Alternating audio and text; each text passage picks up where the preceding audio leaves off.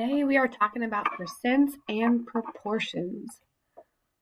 Rename 5/7 as a percent. Round to the nearest tenth of a percent if necessary. Okay, so what I like to do is use Desmos. Now when you are renaming these, you have to turn it into a decimal, and then from a decimal you have to move the decimal 2 places to turn it into a percent. So I'm going to start off. The first step is going to be to divide. A fraction means that you're dividing. So we're just going to go and we're going to divide 5 divided by 7. Now that turns it into this decimal. So I'm going to go ahead and write this down to just a few decimal places. So I'm going to put 0.714. That'll be enough for right now.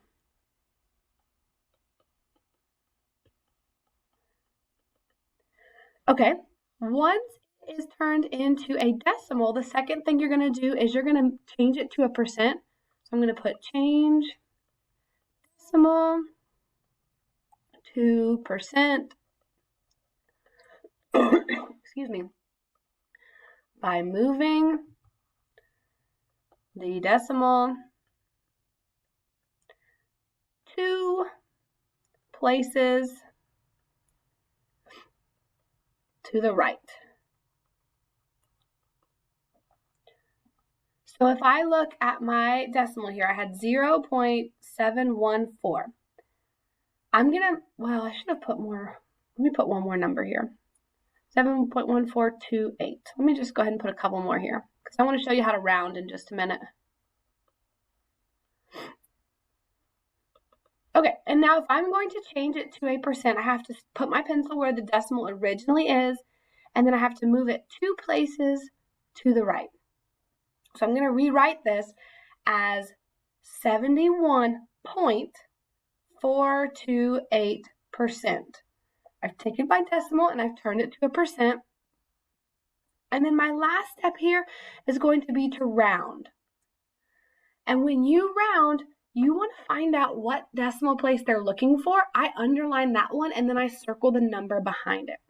So if I'm rounding to the nearest tenth, however many zeros you have is how many decimal places you want. So if it says round to the nearest tenth, you want 1 decimal place. If it says round to the nearest hundredth, you want 2 decimal places. If it says round to the nearest thousandth, you want 3 decimal places. So here it's round to the nearest tenth. So what I do is I find out that I want 1 decimal place. So I underline the first number after the decimal, and then I circle the number behind it. If the circled number is 5 or bigger, it makes the underlined number go up 1. If the circled number is less than 5, then it stays the same. So when I round this to the nearest hundredth, it's going to be 71.4%. That's going to be my final answer. Okay, we want to rename 0.707 as a percent. So if we're changing a decimal to a percent, we need to move the decimal 2 places to the right. So I'm going to start and put my pencil where the decimal originally is, and then I'm going to move it 2 times to the right. That's where my new decimal is going to be. And so I rewrite it as 70.7%.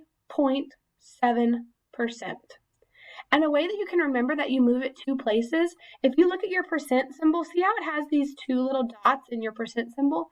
That's a good, helpful way to remember that you move it 2 decimal places. All right, if 14 black socks represent 45% of all the socks in the sock drawer, how many socks are there all together in the drawer? So like most things in math, there is more than one way to do this. So I'm just going to go ahead and tell you the first way that came to my mind. The first way that came to my mind is to cross multiply. So I'm going to set up my first fraction, and remember we talked about this a bunch. It doesn't matter how you set up your first fraction. I'm going to put 14 over 45, but I'm going to make myself a note of what that represents. The top is the socks, and the bottom is the percent.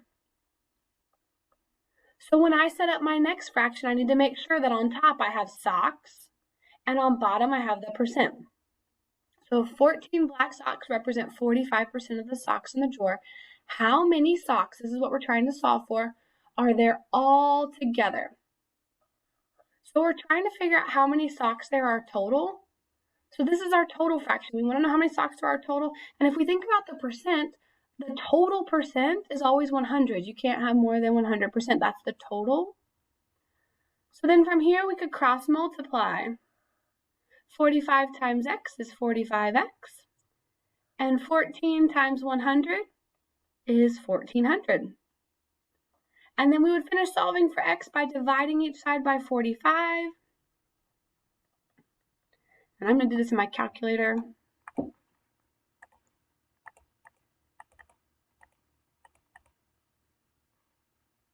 And this tells me that there are about 31 socks total. And of course, we're just going to round to make this reasonable in a real world problem. You can't have 0.1 sock unless like the washing machine like ripped it apart and you just had like some thread left or something. So we're just going to round it and we're going to say that there are 31 total socks.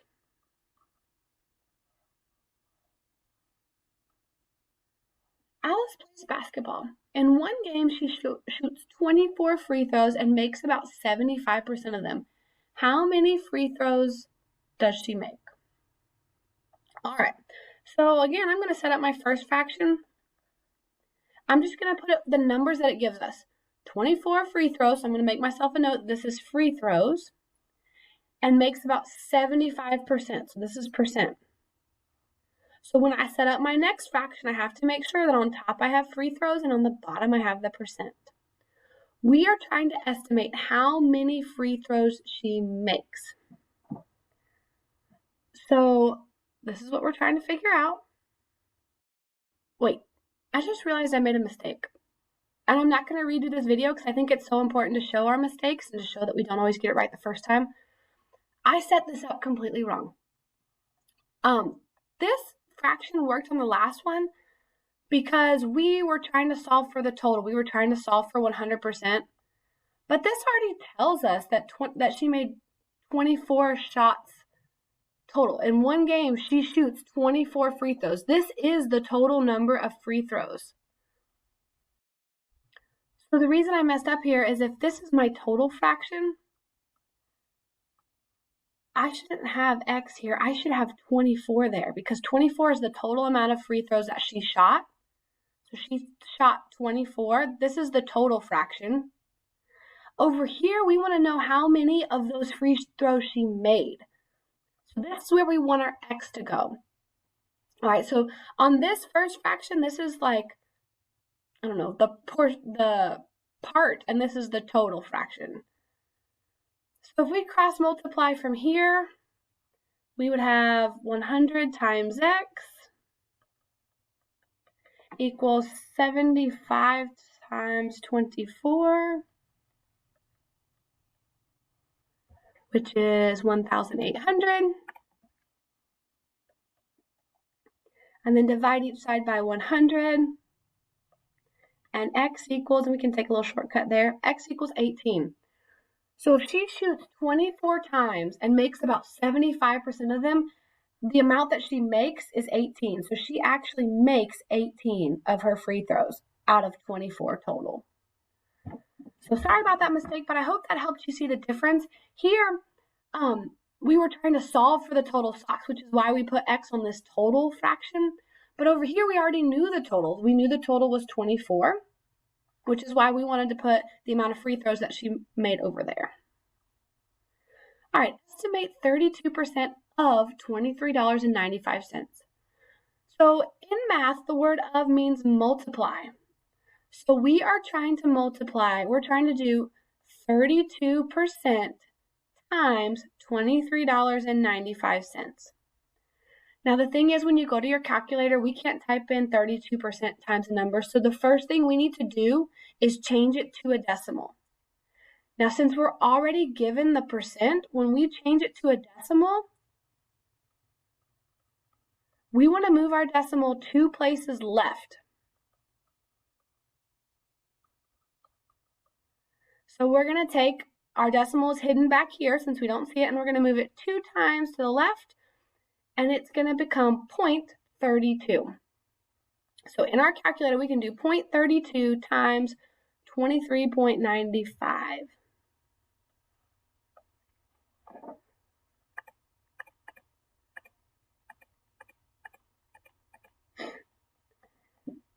And that gives us 7.664.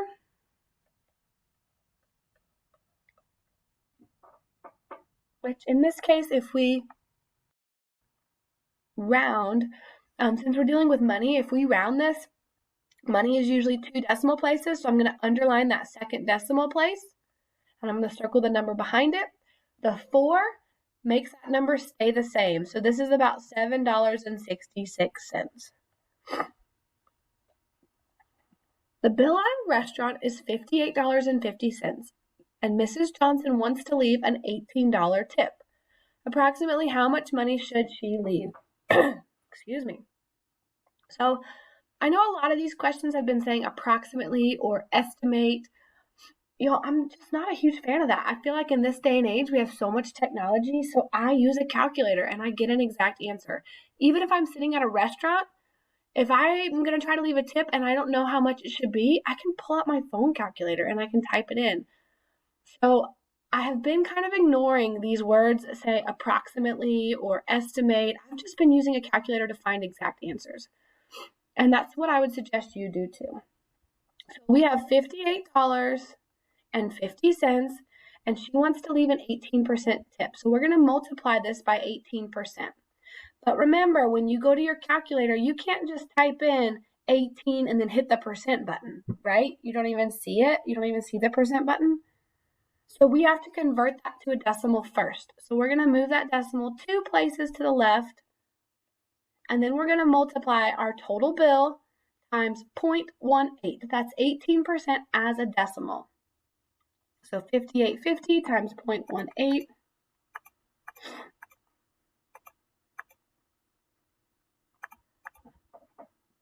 So this tells me that the tip should be $10.53. So that's the amount of tip you should leave. Now, if this was a real world problem, you would have to then go back and add that to the total to see what your amount was after the tip. So if the question had been worded different and it had said, what would the total bill be? Then you would go back and add the tip plus the total. But this one, it just wants to know how much money should she leave. Wait. I don't know if it just wants the tip or the total. Let me show you the other answer just in case your answers want the total. So this is the tip. And then if it wants the total, like how much money she should leave in all, you would add those together. And it would be $69.03 in all. Which proportion can be used to solve the following percent problem? What is 50% of 70? Now, I really dislike this problem because you can actually get the correct answer using either A or B. So I'm not 100% sure which one connects this once. 50% of 70, that's like half of 70. We know the answer should be 35. If you solve both of these by cross multiplying, you'll get 35 as the answer for both. So it's a little bit tricky to figure this one out. I guess what I would say is 50% of 70. If this is our percent fraction, we would have 50 over 100 is what of over 70? I don't know. I honestly really don't understand the difference in these two or which one it should be. So take your best guess, and if you get it wrong, let me know and I can update your grade. I'm gonna go with A. That's my best guess, but it's a guess. Both of those seem right to me. What percent of 40 is 12.5? So on this one it says what percent of 40? So we're really not learning how to write equations until one of the next lessons, but it's just the way that it makes sense to me, so I'm going to go ahead and show you. So what percent, we don't know the percent, of means multiply, so times 40, and is means equal, is 12.5. I would set up my problem like this and I would solve it. So if I'm trying to solve for the percent, I would divide by 40 on each side. When you divide, you get 0.3125 as a decimal, but we want to turn that into a percent. So we're going to go ahead and move the decimal 2 times. So if we move that decimal 2 times, we find that it's 31.25%. All right, there's going to be another part to this quiz, so check the next video.